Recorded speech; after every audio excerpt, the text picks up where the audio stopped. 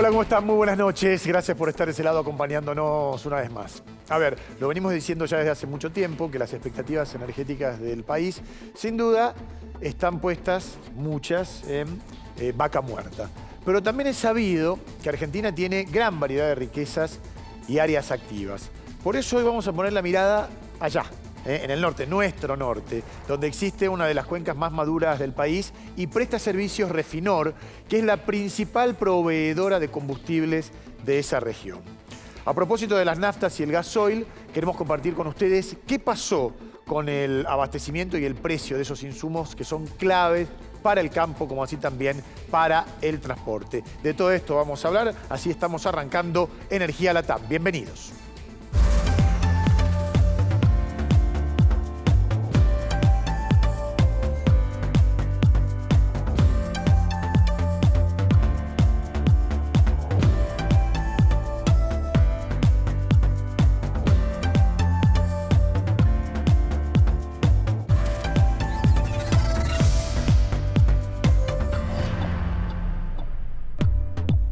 Bueno, recién te planteábamos el tema, vamos a hablar de una agenda federal en materia energética y destacar hoy el gran norte de la República Argentina. Acordate que para nosotros es fundamental el ida y vuelta, consejos, sugerencias, mensajes, todo lo que quieras preguntar. Puedes seguir actualizado toda la semana en nuestro portal energialatam.com. Y agradecemos a Accelerate Energy por acompañarnos en Energía Latam. Los podés conocer en este spot, mirá. Accelerate brinda servicios de regasificación de GNL para abastecer a la Argentina de energía confiable, ayudando a las industrias a crecer y a los hogares a mantenerse seguros y confortables. Accelerate Energy. Convertimos grandes ideas en energía real. Y como cada noche le damos la bienvenida a Cledis Candelaresi. Cledis, ¿cómo estás? Muy bien. Un gusto de saludarte. Lindo tema el de hoy, ¿eh? Sí, o sea, sí. El norte también existe. El norte con mucha es fuerza. muy buena, exactamente, exactamente. Bueno, y ya quiero saludar al diputado nacional, contador Carlos Raúl Zapata, del bloque Ahora Patria de Salta, dentro de Juntos por el Cambio. Así es, buenas noches y muchísimas gracias por la invitación. Para mí es un verdadero honor estar acá con ustedes. Igualmente. ¿Trajo algunas empanaditas, algo así? En cualquier momento le hago un tutorial Tenemos de cómo que ir se allá. hace. Dale Venga, así conocen y ayudan a nuestro turismo. Bueno, muchas gracias por estar aquí. Ahora vamos a empezar a hacer algunas preguntas. Antes decirles que nos auspicia Pan American Energy, energía responsable. Somos PAE, líder global de energía. Ofrecemos productos y servicios a la industria y estaciones de servicio. Nuestra producción de petróleo y gas abastece al mercado local y al de exportación. Producimos combustibles de máxima calidad en la refinería más moderna de Sudamérica. Invertimos, innovamos, crecemos. Somos PAE, energía para la industria.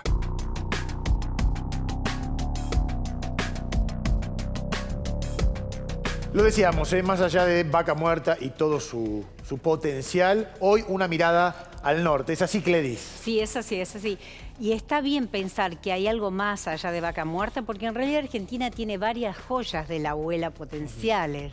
El offshore es una de ellas, claro. El litio es otra, etcétera, etcétera. Pero la verdad que está bueno poner la mirada en algún sector en particular opuesto a la localización patagónica del epicentro de vaca muerta, como es el norte argentino, donde también pasan cosas. Y también hay riqueza en hidrocarburos, una riqueza que está en declinación, porque hay muchos yacimientos maduros. Ajá. Habría que ver también si hay posibilidad de que la actividad sea de otro tenor en el caso que haya alguna legislación local o nacional que la promueva. Eso me parece que nuestro invitado va a poder hacer alguna aclaración en ese sentido. Bien. En el norte hay una empresa, administra un poliducto muy importante que va desde Saltes de Campo Durán hasta Montecristo, Córdoba. Provee combustible, tiene 92 estaciones de servicio.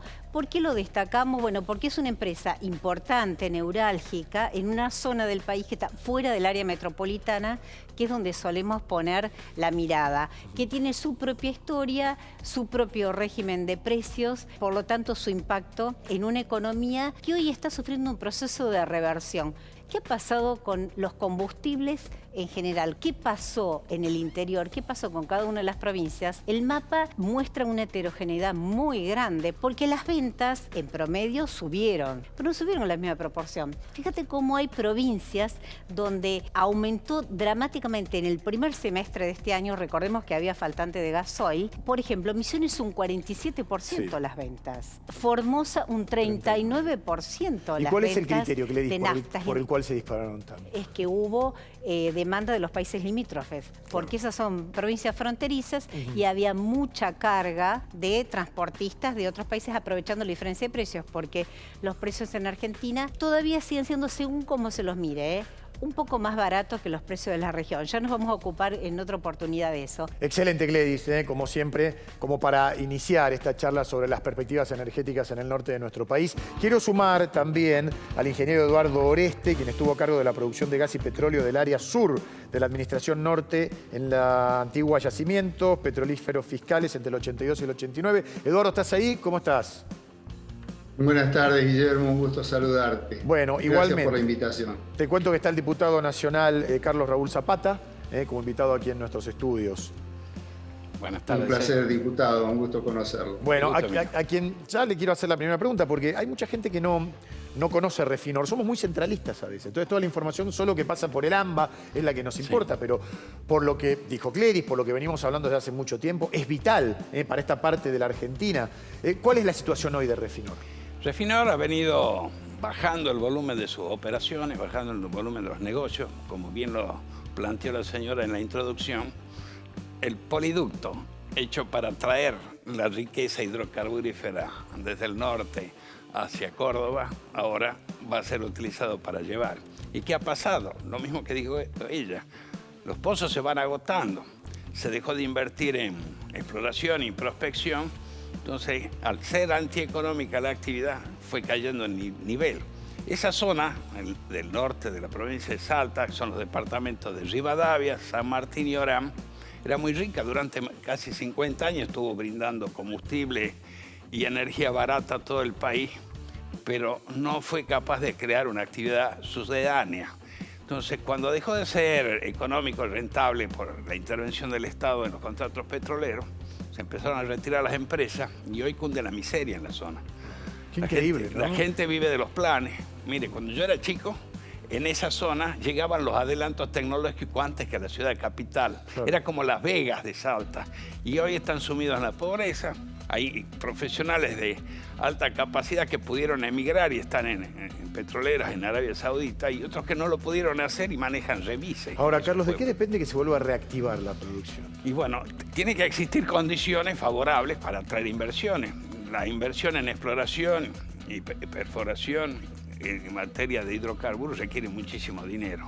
Y cuando las reglas no son estables, no tiene un marco regulatorio claro que permita a la persona pensar que va a poder retirar las utilidades, va a poder desenvolverse siempre dentro de un marco jurídico que garantice condiciones en cuanto a lo laboral, en cuanto a lo tributario, y la gente no va a buscar el norte argentino para invertir. En el caso de Vaca Muerta tiene un régimen especial, legal, en todo sentido, que facilita y es atractivo. Si tendríamos lo mismo en el norte, quizás podríamos ser un punto de atención para las inversiones, pero no sucede así. Perdón, y todavía queda pero en yacimiento, porque Bolivia está explotando la misma cuenca. Claro, Pero claro, perdón, justamente no hay una diferencia en la riqueza geológica. El norte no está de alguna manera agotado porque hoy hay una declinación natural, no son infinitos los pozos, Que ¿no? por supuesto tiene una vida útil, tiene un volumen en la prospección, la reserva del norte, uno ve la evolución y van decayendo, pero no se incorporan nuevos yacimientos, y que lo hay, está explotando la misma cuenca Bolivia, y nosotros no somos capaces de explorar.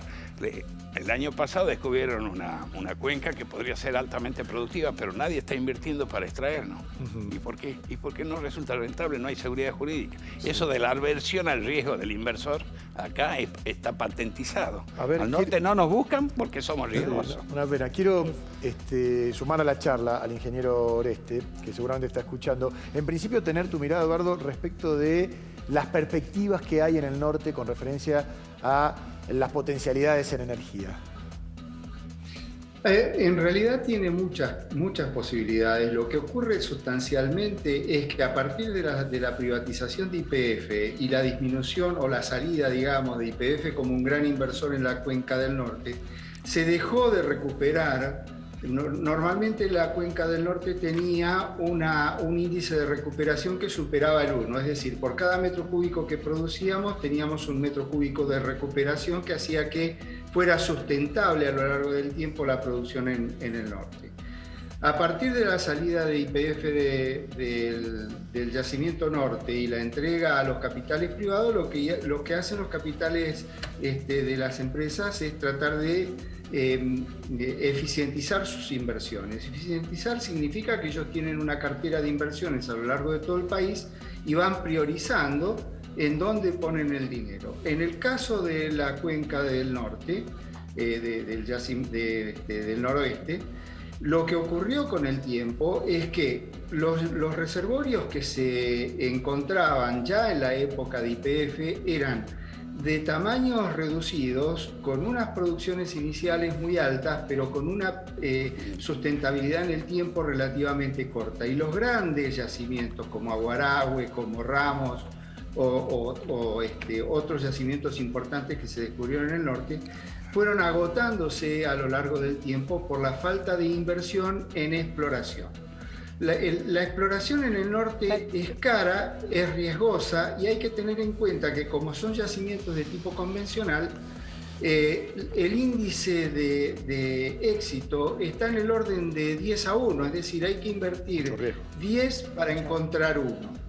A partir de allí aparece Vaca Muerta. Vaca Muerta es una gran aspiradora de inversiones que va a hacer siempre que las empresas que tienen una cartera, digamos, limitada para invertir, traten de ponerla en aquellos lugares donde tienen la mayor certeza de éxito que lo que podría ser lo que ocurre en Salta. Entonces, la verdad que el problema de Salta hoy es complejo porque además hay una refinería que durante muchos años vivió de lo que se producía en el norte, más lo que se recibía de gas de Bolivia, que también lo procesábamos en la refinería de Campo Durán, así se llamaba antes, ahora es Refirón, y el pool de productores que estaban trabajando allí en el norte lograban el mínimo de 4.000 metros cúbicos de producción que necesita por día esa refinería para funcionar.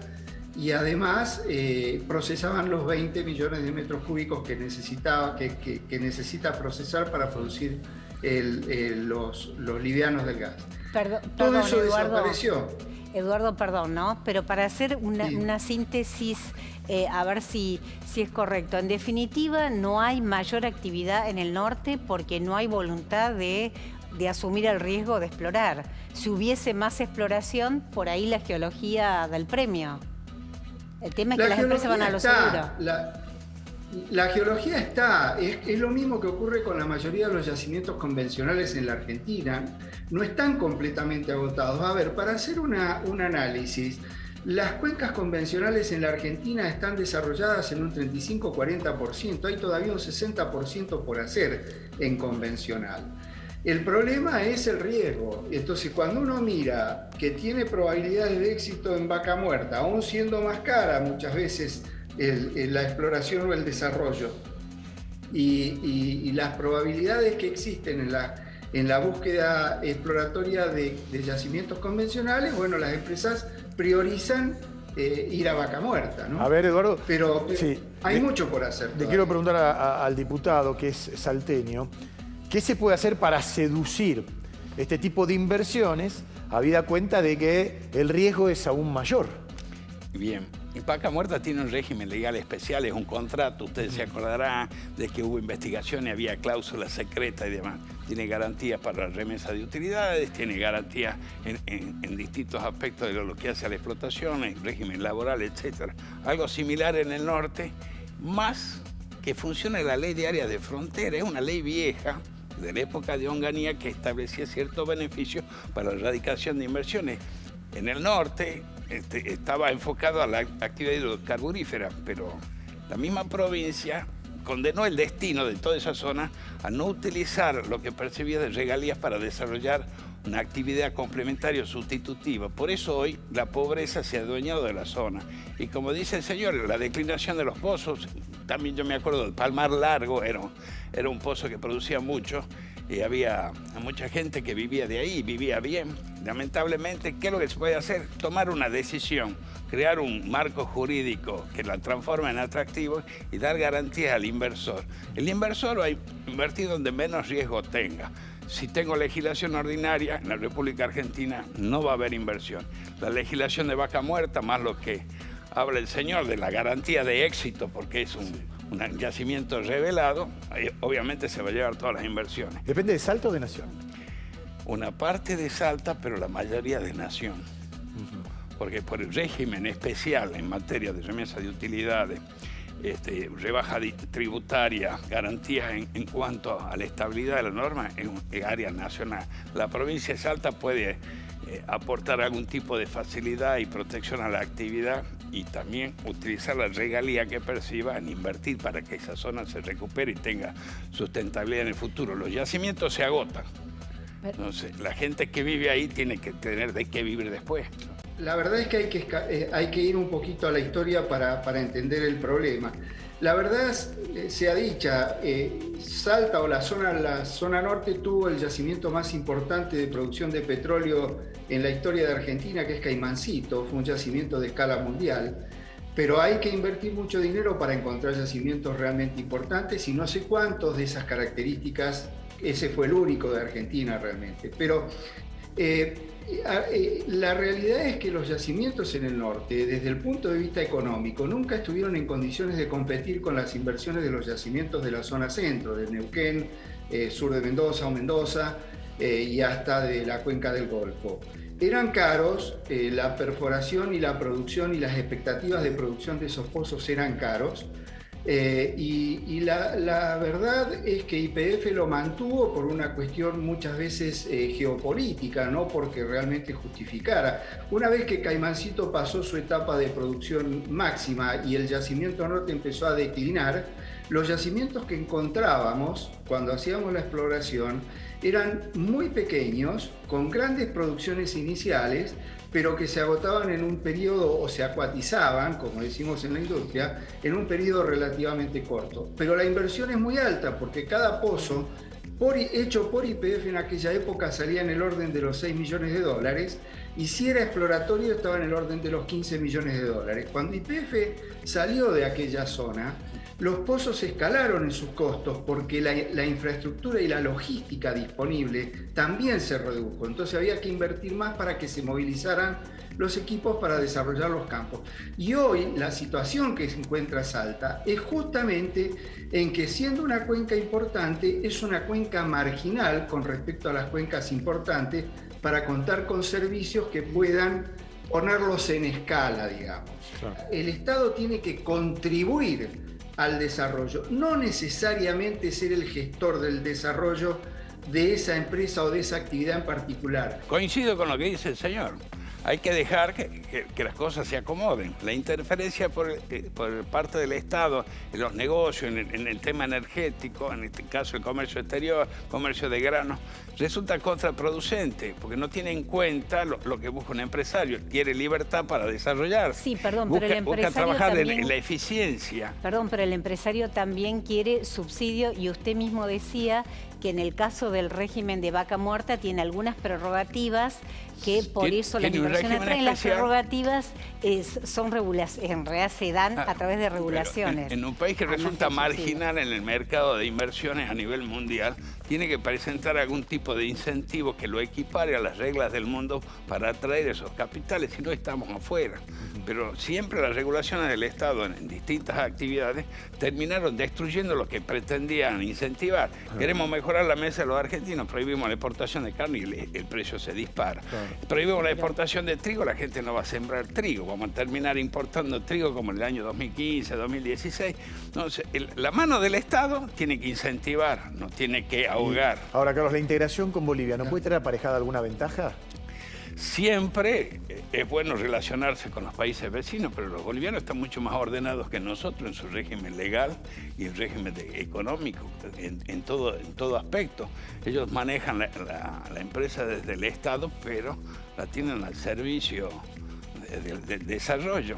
Y acá no se usó. A partir de más o menos, cuando yo era chico, era un lujo trabajar en YPF, como decía el señor. Tenía hasta hospitales. En el norte se desarrolló con los hospitales. Un tío mío se casó con una enfermera de un hospital, y los dos trabajaban en YPF. Y una empresa pública, íntegramente pública. Por eso yo digo, a veces claro, no pero hay que era eficiente, ni al era Estado eficiente. ni a las regulaciones, ¿no? Era eficiente YPF. Una gran familia eficiente. Sí, perdón, Eduardo.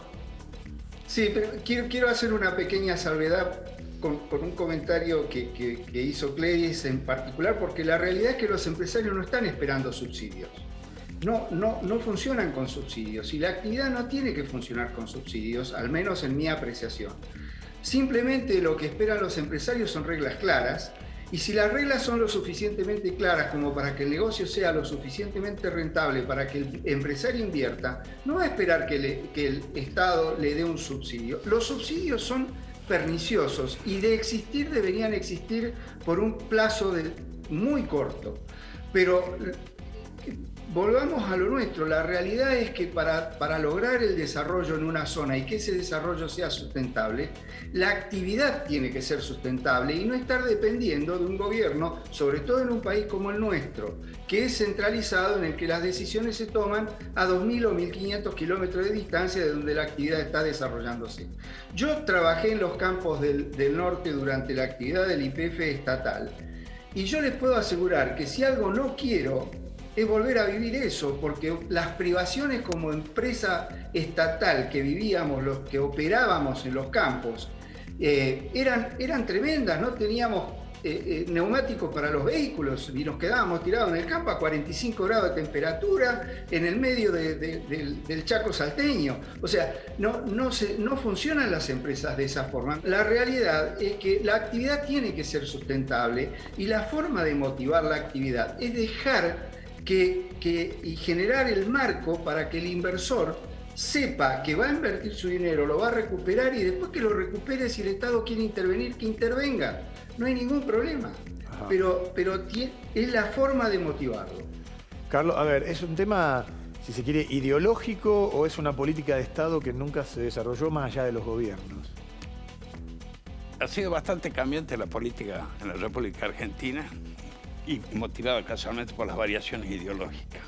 Yo soy partidario de la actividad privada, del crecimiento de la actividad privada al amparo de leyes claras, como acaba de decir el señor. Lamentablemente, en los tiempos que vivimos, eso no sucede. En épocas como la que tenemos ahora, con la guerra en Ucrania, con el problema de los granos, podríamos estar florecientes, como en la Segunda Guerra Mundial, pateando los lingotes de oro, pero no. Nosotros prohibimos que se exporte, restricciones a la exportación, y ahora nos faltan dólares. Necesitábamos dólares para importar combustible, para tener energía. Nosotros en el norte casi nos quedamos con un 25% de la cosecha sin levantar por la falta de gasoil. Luego se normalizó y milagrosamente perdimos poco. Perdón, ¿por qué se vendió tanto gasoil en Salta como veíamos antes? ¿Por qué hubo tanta demanda en el primer semestre? Mire, 19% en relación aumentó el área sembrada, ¿no es cierto? Pero también hay comercio de frontera. El diferencial de precio que nosotros tenemos, el barril criollo que nos descoloca con respecto al mercado internacional, por eso tenemos combustibles baratos, lleva a que haya demanda en el área de frontera, y Salta no escapa a eso. Pero también nosotros pagamos en Salta el gasoil más caro que acá en la capital federal, e inclusive el campo paga más caro el gasoil que el consumo particular. Entonces hay una serie de regulaciones que se complica, a lo que se le suma la alta incidencia de impuestos que tienen los combustibles, no solo el IVA, el impuesto de la transferencia de combustible. Las jurisdicciones provinciales aplican impuestos, las jurisdicciones municipales aplican impuestos. En definitiva, cuando uno va a ver qué es lo que paga más impuestos que combustible. Entonces, este desmadre que hay en la legislación tributaria, en las regulaciones por la República Argentina, conspira contra el crecimiento de las inversiones en materia energética. Ahora están en onda, y nos pondremos, calculo que pronto, en línea con lo que pasa en Europa, a buscar las energías renovables. Pero, ¿dónde está el marco de inversiones, marco regulatorio de inversiones que sea atractivo? Tenemos buenas zonas para energía solar. se pueden instalar los biodigestores, como ya están en Europa, que quieren 2030 que todos los colectivos anden con gas producido por los biodigestores. ¿Y dónde está? Y bueno, nadie va a invertir, porque no hay horizonte. Bueno, Eduardo, muchas gracias por tu valioso aporte, como siempre. Ya se nos va el programa, lamentablemente podemos seguir hablando muchísimo. Lo que digo es... sí, Eduardo, te escucho. Decime. Agradecido a ustedes, muy amables y bueno, espero haber hecho mi aporte. Sí, sin dudas. Porque además Eduardo tiene la vivencia, ¿no? Cuarta generación, YPF, o sea, una cosa es la teoría y otra es lo empírico. Cledis, para ir cerrando. No, creo que el norte sigue siendo un lugar para apostar, pero me parece que hay que mirar hacia adelante y en el futuro creo que es el lugar de las renovables. Bueno, y la minería. Sí, ojalá así sea, el litio, de lo que hemos hablado. No renunciemos a la utopía de ese norte que pueda acarrear esos dólares que tanto necesita la Argentina y que es verdad, hoy ante la oportunidad que nos brindó el mundo a partir de una confrontación bélica no deseada, uno no puede decir qué bueno qué, pero está pasando, lamentablemente no la podemos aprovechar como debería. Es como que llueve sopa y tenemos un tenedor en la mano, más o menos. El desarrollo de todo lo extractivo, de la riqueza natural, tiene que estar aparejado por una política para instalar una actividad complementaria o sustitutiva. Se agota el yacimiento y llega la pobreza a la población. ¿Se está desarrollando la puna con el litio? Sí. ¿Vienen inversiones? Sí. ¿Va a generar un buen movimiento con empresas que prestan servicio a la minería? Bárbaro. Pero cuando se agote o se sustituye el litio como elemento estratégico, ¿qué va a pasar? Por ahora el litio no está considerado un mineral estratégico, pues si no estaríamos bajo la legislación nacional y estaría metiendo ya la cuchara el Estado. Y quizás eso ha llevado a que algunas empresas hayan visto Salta, Catamarca y Jujuy para hacer inversiones. Roguemos que no se den cuenta. Hay decretos nacionales que les dan prerrogativas a la minería para exportar extraordinarias, que el sector petrolero... Y eso trajo inversiones y va a desarrollar la Puna. La Puna es una zona tremendamente árida y casi incompatible con la vida, pero la existencia de esta riqueza va a llevar a que se desarrolle. A pesar de que es incompatible con la vida, hay argentinos que hacen patria, que están ahí en la frontera con Chile, en la frontera con Bolivia. Bueno, diputado Zapata, muchas gracias. El agradecido soy yo, por haber estado con nosotros. Y la próxima la seguimos ahí en la Peña de San Lorenzo. Sí, vamos ahí a comer una empanada. Su vida se va a dividir en dos partes, antes y después de mi empanada. No me cabe duda. Sí. Saludos a toda la gente de Salta. Gracias a ustedes por habernos acompañado. Si a ustedes les gustó, estamos la próxima semana por A24, como ya desde hace muchos años acompañándolos en Energía Latam. Chau.